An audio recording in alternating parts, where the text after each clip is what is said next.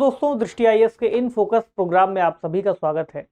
एक ऐसे समय में जब विश्व में युद्ध और कई सारी विपरीत परिस्थितियों के चलते विश्व के कई सारे देशों की अर्थव्यवस्था गिरती हुई नजर आ रही है, ऐसे में हमारे सामने अर्थव्यवस्था में सुधारने का एक तरीका पर्यटन के विकास को बढ़ावा देना हो सकता है। भारत में भी ऐसे ही प्रयास शुरू किए गए हैं और न केवल आज से बल्कि पिछले कई सालों से पर्यटन के विकास को बढ़ावा देने के लिए हमने एक पर्यटन सर्किट परियोजना की शुरुआत की थी। आज के इस डिस्कशन में हम इस परियोजना के अंतर्गत अंबेडकर सर्किट प्रोजेक्ट पर बात करेंगे, क्योंकि हाल ही में सरकार ने ऐसा बताया है कि जल्द ही अंबेडकर सर्किट की शुरुआत होने वाली है। तो आज का जो हमारा फोकस है इस पर रहेगा, यानी जल्द होगी अंबेडकर सर्किट की शुरुआत। तो अंबेडकर सर्किट क्या है, यह किस तरह से बनाया जा रहा है, किस तरह से इसको जोड़ा जाएगा, कौन कौन से स्थान होंगे, ठीक, इन सब बिंदुओं पर हम बात करने वाले हैं। जो खबर है वह है how Ambedkar circuit is good tourism and good politics for the BJP. हालांकि इसके पॉलिटिकल एंगल पर हम बहुत ज़्यादा बात नहीं करेंगे, हमें इसके कल्चरल और जो इकोनॉमिकल एंगल है उस पर चर्चा करनी है। इसके अलावा यह जो विषय है कला एवं संस्कृति से भी जुड़ता ही है, और जो टॉपिक के अंतर्गत हम डिस्कशन करेंगे तो चर्चा में क्यों इस पर बात कर लेंगे, क्या क्या उद्देश्य हैं इसको बनाए जाने के, और पर्यटन सर्किट की जो परियोजना है कौन कौन से उसमें अन्य प्रोजेक्ट जुड़े हुए हैं, जो विकास कार्य है वह कैसे चल रहा है, ट्रेनों के सहयोग से इसको जोड़ने की बात की गई है तो ट्रेनों की व्यवस्था किस तरह से इस पूरे प्रोजेक्ट को संचालित करेगी, और एक और जो टॉपिक के अंतर्गत हम पॉइंट डिस्कस करेंगे अंबेडकर की विरासत, और फिर प्रश्न देखेंगे कि किस तरह से प्रश्न पूछे जा सकते हैं। यह विषय जीएस पेपर 1 और जीएस पेपर 3 कला एवं संस्कृति, साहित्य एवं वास्तुकला और पर्यटन दोनों से ही जुड़ेगा, और आर्थिक विकास से तो जुड़ेगा ही।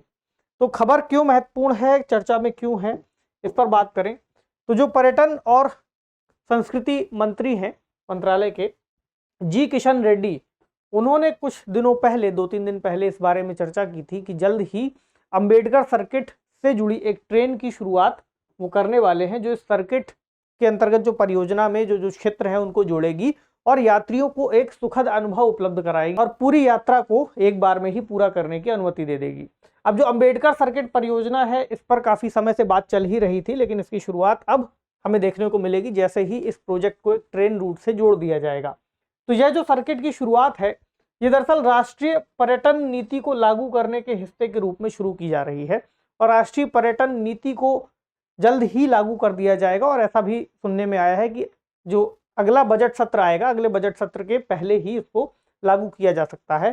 तो इस नीति के अंतर्गत जो प्रमुख बात है वो है विकास भी और विरासत भी। इस बात को कहीं पूछा जा सकता है किसी भी प्रश्न में, तो इस बात को याद रखिए, विकास भी और विरासत भी, यानी हम अपने विरासत स्थलों का संरक्षण करते हुए कैसे उन स्थलों को विकास कार्यों से जोड़ सकते हैं। तो विकास कार्यों से जोड़ने का मतलब है कि उस प्रोजेक्ट से कैसे हम अर्निंग कर सकते हैं, कैसे लोगों को रोजगार दे सकते हैं, और कैसे हमारी अर्थव्यवस्था के विकास में वह जो धन है वह उपलब्ध हो सकता है। तो इसके अलावा इसमें कल्चरल हेरिटेज टूरिज्म की बात है और पर्यटन सर्किटों को बढ़ावा दिए जाने की बात इसमें कही गई है। अब बात करें कि अंबेडकर सर्किट क्योंकि पर्यटन सर्किट का ही एक हिस्सा है तो यह किस तरह से डेवलप किया जाएगा। तो पर्यटन सर्किट के अंतर्गत अंबेडकर सर्किट की जो बात है इसको पहली बार 2016 में सरकार के द्वारा रखा गया था, और इसका ही नाम एक तरह से पंच तीर्थ भी इसको कहा जा रहा था, अंबेडकर सर्किट या फिर पंच तीर्थ। अब ये पंच तीर्थ क्यों कह रहे थे इसको, क्योंकि इसमें डॉक्टर अंबेडकर के जन्म और उनके पूरे जीवन काल से संबंधित जो भी प्रमुख स्थान थे, और यहाँ पर खास तौर से 5 प्रमुख स्थानों की चर्चा की गई थी जिनको इस सर्किट के अंतर्गत जोड़े जाने की बात थी।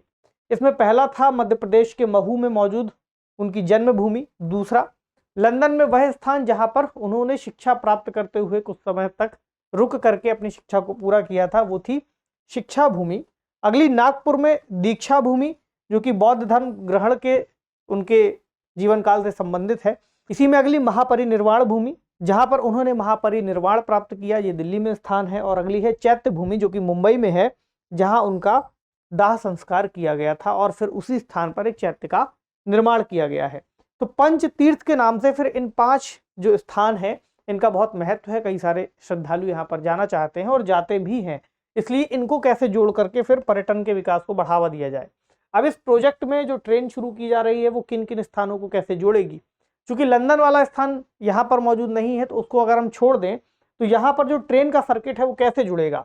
तो इसमें महापरिनिर्वाण भूमि दिल्ली वाली, यहाँ से एक पॉइंट होगा। अगला जन्मभूमि जो कि महू में है, मध्य प्रदेश में, वो यहाँ है। उसके बाद दीक्षा भूमि आएगी जो नागपुर से संबंधित है, नागपुर में है यहाँ। और फिर चैत्य भूमि।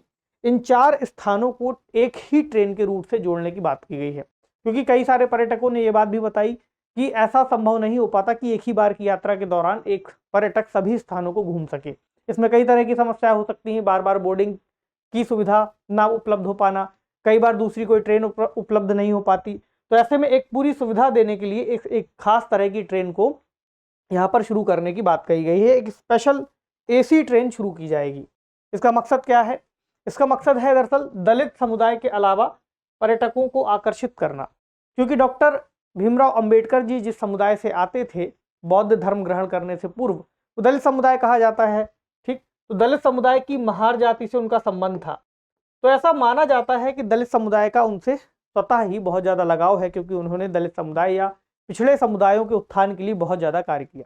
लेकिन ऐसा भी नहीं कहा जा सकता कि वे केवल दलित समुदाय के ही नेता थे, बल्कि पूरे देश के अंतर्गत उनका जो महत्व है बहुत ज़्यादा है। संविधान निर्माण में उनकी जो भूमिका है वह अपने आप में बहुत ज़्यादा है, इसलिए वो पूरे देश के लिए एक महान नेता या फिर महान मार्गदर्शक के रूप में याद किए जाते हैं। तो यहाँ पर आने वाले जो तीर्थयात्री हैं, ठीक, उनको यहाँ पर किस तरह से हम सुविधाएं दे सकें, ये इसका मकसद है। यानी यात्रा के दौरान उनको भोजन, ठीक, जमीनी परिवहन और साइटों पर प्रवेश की सुविधा इसके तहत दिए जाने की बात कही गई है। तो ट्रेन एक रूट से शुरू होकर के जाएगी, उसमें कई तरह की व्यवस्थाएं होंगी। उस AC ट्रेन के कोच में अंदर ही खाना पानी हर चीज़ की व्यवस्था उपलब्ध कराई जाएगी, जिससे ज़्यादा से ज़्यादा टूरिस्ट उसकी ओर आकर्षित होंगे। तो जो पर्यटन सर्किट की व्यवस्था है, ये पर्यटन मंत्रालय के अंतर्गत 2 प्रमुख योजनाएं चलाई जा रही हैं, ठीक। पहली है स्वदेश दर्शन योजना, ठीक, और दूसरी है प्रसाद योजना। तो प्रसाद योजना का पूरा नाम क्या है? National mission on pilgrimage rejuvenation and spiritual augmentation drive. तो ये बेसिकली धार्मिक स्थानों को जोड़ने के लिए शुरू की गई है प्रसाद योजना। और जो अंबेडकर सर्किट की हम बात कर रहे हैं, या फिर अलग अलग तरह के जो पर्यटन सर्किट विकसित किए जा रहे हैं, वो स्वदेश दर्शन योजना के अंतर्गत आएंगे। तो इनकी बात करें, स्वदेश दर्शन योजना की शुरुआत 2014-15 में पर्यटन मंत्रालय द्वारा की गई थी, ठीक। और स्वदेश दर्शन योजना के अंतर्गत फिर जो 15 टूरिस्ट सर्किट की पहचान की गई है, उनका डेवलपमेंट किया जाना है। और इन्हीं में से फिर एक सर्किट आएगा अंबेडकर सर्किट। अंबेडकर सर्किट के रूप में उसको भी डेवलप करेंगे।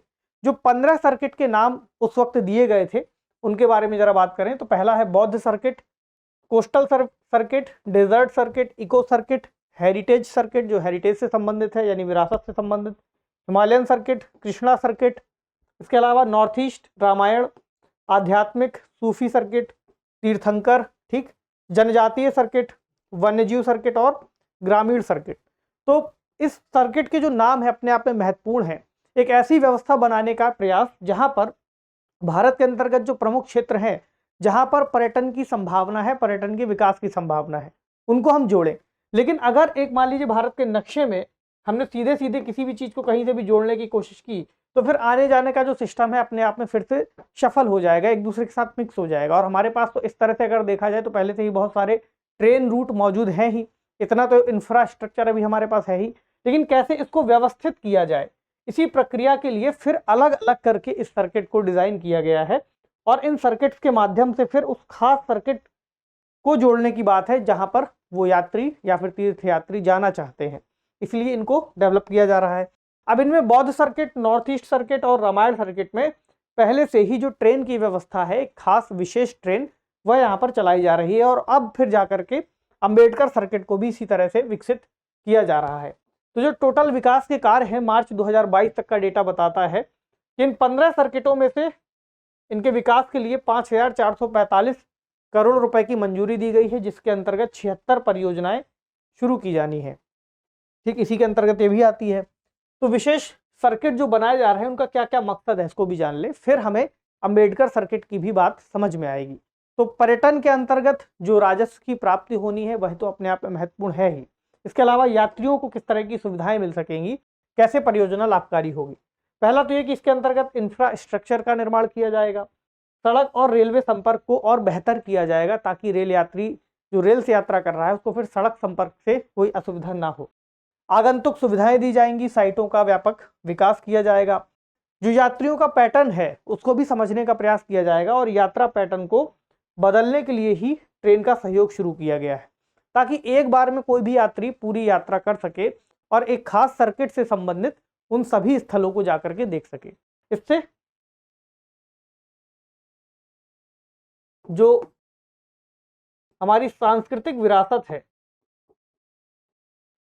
इसको बढ़ावा मिलेगा।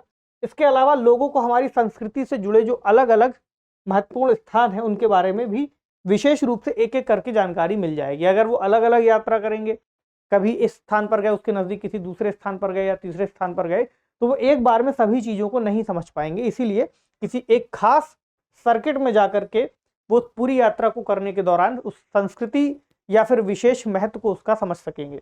इसके अलावा सर्किट पर विशिष्ट स्थानों पर जाने वाले पर्यटकों की संख्या से जुड़े आंकड़े भी मिल जाएंगे, क्योंकि कोई भी सर्किट किसी एक राज्य से तो संबंधित है नहीं, वो कई राज्यों में फैला हुआ है।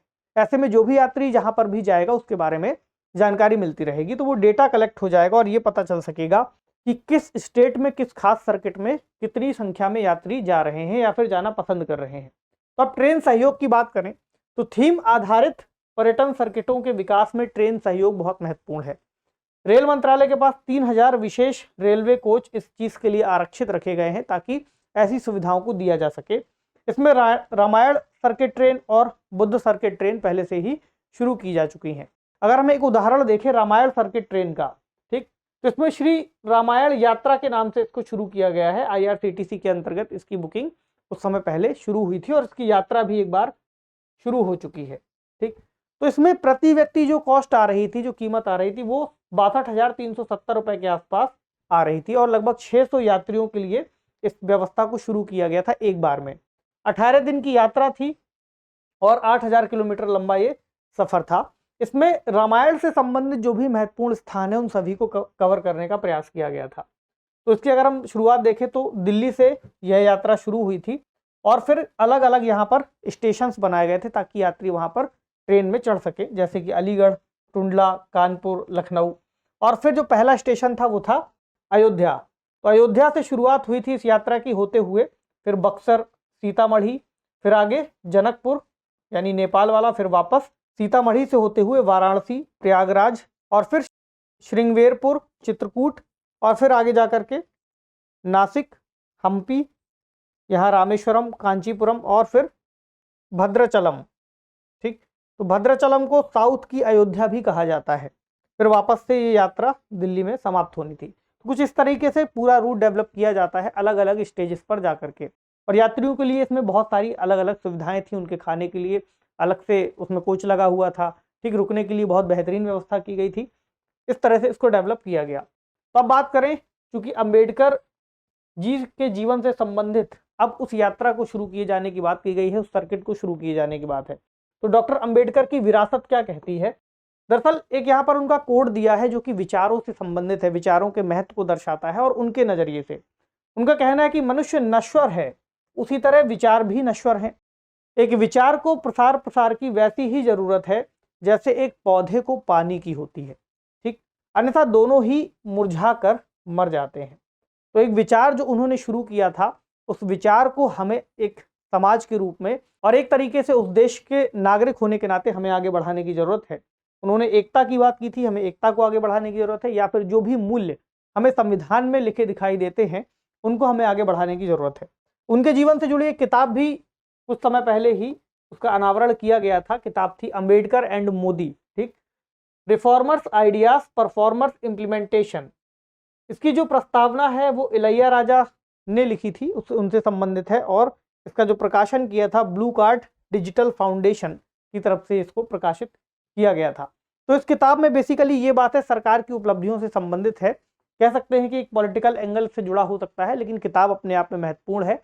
तो अगर कहीं पर इस किताब का नाम आ जाए तो आपको पता हो कि किससे संबंधित है। तो अंबेडकर एंड मोदी में क्या किया गया था कि वो जो रूपरेखाएं संविधान में बताई गई हैं या बाबा साहेब अंबेडकर के जीवन से संबंधित है, उनके उपदेशों से संबंधित है, तो उसमें सरकार ने किस तरीके से उसको इम्प्लीमेंट किया है उससे संबंधित इसमें प्रमुख बातें बताई गई हैं।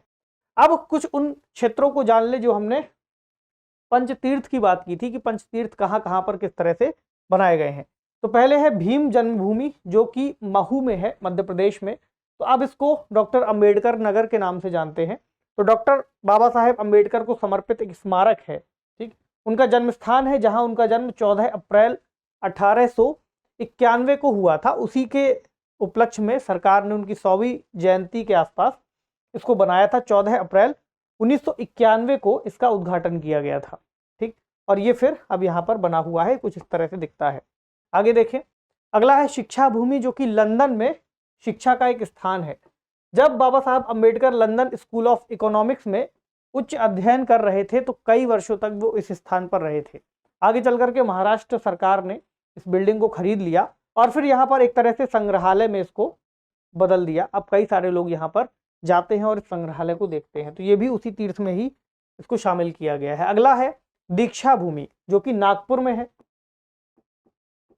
ये वह स्थान है जहां पर बाबा साहेब ने बौद्ध धर्म को अपनाया था और लगभग 6 लाख लोग भी वहां पर इस धर्म को उनके साथ अपनाते हैं। और फिर वहीं से इसको नव बौद्ध स्थल के रूप में जाना जाता है। तो 14 अक्टूबर 1956 को बाबा साहब अंबेडकर और उनकी पत्नी ने कुशीनगर के बर्मी साधु महास्थविर चंद्रमणि से त्रिरत्न और 5 उपदेशों की शपथ ली थी और इस स्थान पर ही फिर इसका निर्माण किया गया है। तो 14 अक्टूबर 1956 को बाबा साहब अंबेडकर ने बौद्ध धर्म को अपनाया था और फिर यही ऐतिहासिक स्थल है जहां पर 6 लाख लोग शामिल हुए थे। इसको फिर क्या कहते हैं, दीक्षा भूमि, ठीक। इसका निर्माण किया गया था 1968 में इसकी इमारत का, और फिर इसके ऊपर जो आप स्तूप देख रहे हैं ये, इसका निर्माण फिर आगे चल करके किया गया था 1978 में। ये उसकी ही वेबसाइट से हमने पूरा डेटा लिया है। अगला कौन सा है, अगला है महापरिनिर्वाण का जो भवन है, कुछ इस तरह से दिखता है, नई दिल्ली में है। ये वह स्थान है जहां पर बाबा साहब अंबेडकर का निधन हुआ था। एक तरीके से कहें उन्होंने महापरिनिर्वाण प्राप्त किया था 6 दिसंबर 1956 को। तो इसको बनाया गया है खुली किताब के आकार में, जो कि बेसिकली एक तरीके से इंगित करती है हमारी संविधान को। तो संविधान की एक तरह से खुली किताब यहाँ पर बनी हुई है जो कि आधुनिक विज्ञान और बौद्ध वास्तुकला का उदाहरण है। इसके अलावा एक और स्थान है चैत्य भूमि, ठीक। तो चैत्य भूमि दरअसल वह स्थान है जहां पर उनकी राख को ले जाकर के फिर रखा गया था। तो 5 दिसंबर 1971 को इसका उद्घाटन हुआ था और इसको पहले दादर चौपाटी के नाम से जाना जाता था। तो उम्मीद है बहुत जल्दी अंबेडकर सर्किट की शुरुआत होगी और आप में से कई लोग जाकर के इस सर्किट को घूम सकते हैं। बहुत सारी महत्वपूर्ण ऐतिहासिक और सांस्कृतिक जानकारी और हमारी विरासत को फिर से एक बार जी सकते हैं। तो चलिए देखें आज का सवाल क्या बनता है। सवाल है, निम्नलिखित कथनों पर विचार कीजिए। स्वदेश दर्शन योजना केंद्रीय क्षेत्र की योजना है जिसे 2014-15 में शुरू किया गया था। अगला, अंबेडकर सर्किट से संबंधित दीक्षा भूमि नई दिल्ली में मौजूद है। आपको बताना है कि उपर्युक्त में से कौन सा या कौन से कथन सही है। सही है केवल एक, केवल दो, एक और दो दोनों, या तो फिर दोनों ही कथन गलत हैं। कमेंट सेक्शन में इसका जवाब दीजिए। आगे मेंस का सवाल, पर्यटन मंत्रालय की स्वदेश दर्शन योजना क्या है? इसके अंतर्गत विकसित किए जा रहे अंबेडकर सर्किट पर चर्चा कीजिए। तो 250 शब्दों में इसको भी लिखने का आप अभ्यास कर सकते हैं, चाहे तो 100 शब्दों में ही आप अपने हिसाब से इसकी फ्रेमिंग कर सकते हैं, ठीक। तो उम्मीद है आज के सेशन में आपने कुछ सीखा होगा। कमेंट सेक्शन में बताइए कि आपको आज का सेशन कैसा लगा। तब तक पढ़ते रहिए, ख्याल रखिए। आपसे अगले सेशन में फिर कुछ नए टॉपिक के साथ मुलाकात होगी। शुक्रिया।